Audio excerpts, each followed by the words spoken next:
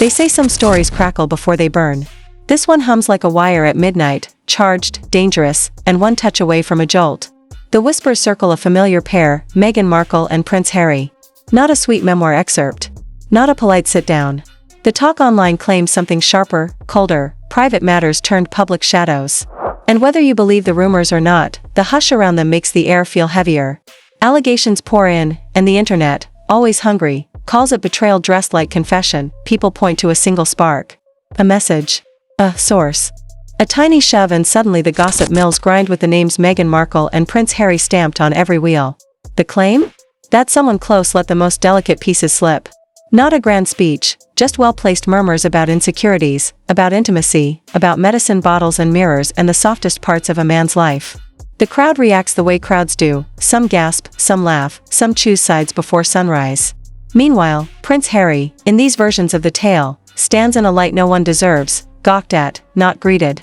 Dissected, not defended, and then comes the escalation. Those online insist there are images, clips, tiny proofs that promise to be thunder. They use words like leverage and insurance. They invoke other Hollywood wars. Someone recalls those notorious photos Amber Heard took of Johnny Depp asleep, says this new rumor feels like that, only colder, heavier, royal. It's the suggestion of receipts that makes everything worse. You and I know it, the hint of proof is sometimes more powerful than proof itself. It lets imagination do the dirty work, but let's rewind the film to the bright beginning. Prince Harry, the golden son of a monarchy built on performance and pressure. Meghan Markle, the actress who crossed a velvet rope and made it look like a velvet road. They touched hands beneath chandeliers and camera flashes and told the world a new script could exist, duty and desire holding the same pen. For a heartbeat, it worked. For a moment, it felt inevitable. And then the cracks. Not a crash, a creeping sound, like old paint separating from a wall. In these retellings, insiders keep saying that Meghan Markle mastered one art above all: control of image, narrative, timing. Control of silence. Control of noise. And when control slips, what do strategists do? They reframe. The allegation chorus claims every leak paints Meghan Markle soft and misunderstood, while Prince Harry becomes the stumbling figure in a storm he didn't forecast. The words online are cruel, balding, broken, confused. None of it verified, all of it viral. That's how narratives work in the attention economy. Accuracy crawls while rumor sprints. Another chorus, more reckless, more speculative, tries to reach even deeper. They prod at the sacred: children, bloodlines, timelines. They sew together interviews, hospital rumors, protocol talk, and call it a quilt. They tug at medical whispers about Prince Harry, throw around words like fertility, point at old surgeries, claim cause and effect where none is proven. They float the most explosive suggestion about Meghan Markle: surrogacy, couched in allegedly, some say, a doctor somewhere said. And yet, even when framed as internet noise, it lands like a stone in water. Ripples of doubt. Arguments. Threads that never end. Here's the brutal truth about stories like this. Once a private detail, true or not, gets framed as inside info, it stops being a detail and becomes a weapon. It's not used to inform. It's used to wound. If you believe the online tellers, Meghan Markle is a tactician who keeps ledger books, not diaries. Every quiet moment recorded in memory, every argument logged like a transaction. The suggestion, again, their suggestion, is that love wasn't her only language. Leverage was a dialect too, and where does that leave Prince Harry in this retold saga? Pacing halls that used to feel safe. Reading headlines that read him instead. Realizing that the price of escape from one institution might be the rent paid to another, the institution of public fascination. The boy who lost a mother to the lens now lives inside the lens. The man who wanted protection now negotiates exposure, sometimes chosen, sometimes thrust upon him, sometimes alleged by people who swear they were close. The worst part is the quiet. When people don't speak, timelines speak for them. The crowd fills silence with its favorite ink, conjecture. He's furious, they claim. He's ashamed, others say. A new leak appears and the crowd nods, see. The rhythm becomes predictable, hint, headline, hashtag. By the time anyone says, not true, the echo's already halfway around the world. That's the math of modern scandal: speed beats certainty, and certainty rarely catches up. So the story, as the internet frames it, becomes a duel of narratives. Meghan Markle in couture, eyes forward, halo of sympathetic PR light. Prince Harry in the background, shoulders carrying words he never said and wounds he never showed willingly. It's ugly theater, and yet millions can't look away. Because beneath the palace myths and celebrity shine lives an old, tragic script. Two people, once a team, now two campaigns. If you strip away the noise, You're left with a sobering baseline: allegations about intimacy can end reputations faster than affairs about money. A joke about hair hurts. A rumor about manhood haunts. A question about lineage? That shakes pillars. Which is why even speaking of it demands caution. The claims swirling around Meghan Markle and Prince Harry are precisely that, claims. The wise keep receipts. The loud keep momentum. And momentum, not evidence, is what's winning the internet hour. What happens when the hour ends? When the clicks slow. When there are no more anonymous quotes to inflate, no more friends of friends to cite. You're left with two people and a silence that isn't strategic, just heavy. Prince Harry searching for dignity in rooms where every shadow looks like a camera. Meghan Markle deciding whether to be the phoenix or the flamethrower. And a public, us, that must decide if we still want a fairy tale, or if we've become addicted to the fire. The second act always pretends to be a resolution. It's usually a reckoning. By now, the crowd has chosen jerseys. Team Meghan Markle says she survived a system that never wanted her, and survival requires cunning. Team Prince Harry says he gave up a crown for intimacy and got neither. That's how polarized narratives work: empathy for one becomes indifference for the other. But this isn't sport.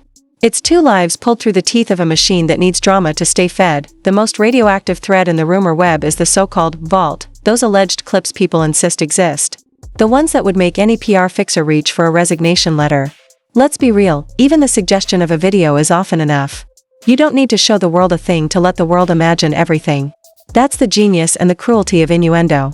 It makes Meghan Markle look powerful without proof, and Prince Harry look powerless without defense, and yet, power is fickle. The same whisper that buffs Meghan Markle's strategist image can harden the antagonist mask. The same hush that paints Prince Harry as a victim can quietly question his judgment, his choices, his temper. If there's a winner in this, it's the algorithm. The rest of us are spectators paying with attention while two parents, two human beings, try to breathe inside noise. Some voices online don't stop at the marriage. They poke at monarchy protocol, at succession structures, at ceremonial expectations tied to birth and blood. They accuse, then step back behind the word allegedly like it's a shield. But those of us who've watched enough scandals know, words can bruise even when prefaced by caution tape. So, here's ours again. This is commentary on discourse, not a verdict on people.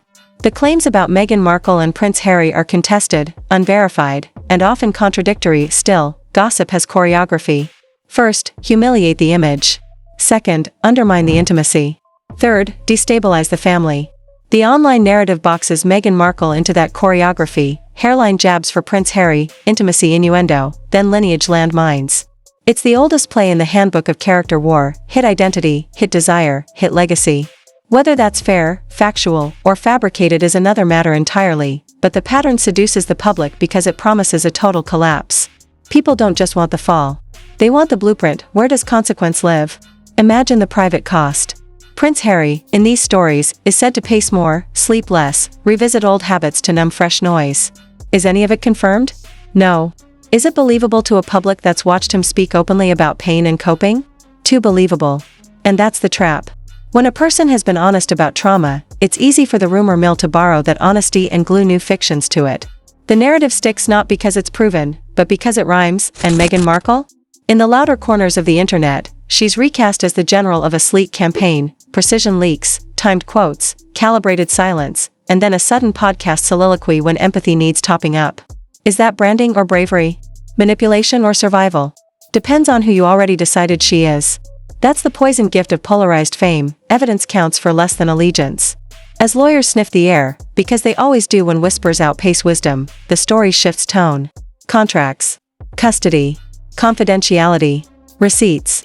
The hope for fans of both becomes simple: let the private remain private. The fear of fans of neither becomes simpler: that there's more to come, because more is entertaining. Somewhere between those hopes and fears is a line that should be bright, and isn't. Children. Whatever adults do to each other, the little ones deserve an off switch. The speculation about their origins, timelines, and proof isn't just tabloid bait, it's a moral failing when we amplify it without care. Strip the spectacle, and a softer picture emerges. Prince Harry, learning that crowns are armor until they're targets. Meghan Markle, learning that narratives are shields until they're cages. Two people convinced they could outrun tradition. And outright rumor, only to learn that tradition keeps receipts and rumor keeps running shoes. If there's a villain here, maybe it isn't Meghan Markle or Prince Harry. Maybe it's our collective appetite for the slow bleed of intimacy into entertainment, but we also know this: endings on the internet aren't endings. They're pauses. Another exclusive can appear by morning, another insider by lunch, another leaked text by night. The cycle makes compassion exhausting and cynicism easy. So let's do the harder thing. Hold two thoughts at once, that Prince Harry may be hurting, and that we don't know the details, that Meghan Markle may be strategizing, and that strategy doesn't prove sin. Hold space for both, and maybe the temperature drops a degree. If reconciliation is impossible, dignity is not. Dignity looks like fewer anonymous quotes and more official silence. It looks like choosing courts over comments and therapy over theater. It looks like refusing to treat a partner's soft spots as public souvenirs. And it looks like a public, us, letting a story shrink instead of begging it to sprawl. Still, for those who came for drama, this remains a tragedy worthy of the stage. A prince who traded a palace for peace and found neither, a woman who refused a script and now gets accused of writing every script. Prince Harry and Meghan Markle may never again occupy the same frame without 1,000 imagined captions crawling across the bottom. That's the cost of modern mythology. Heroes and villains switch masks so fast you forget there are faces underneath. So what do we do with the final image? Not diamonds, not tiaras, documents and boundaries.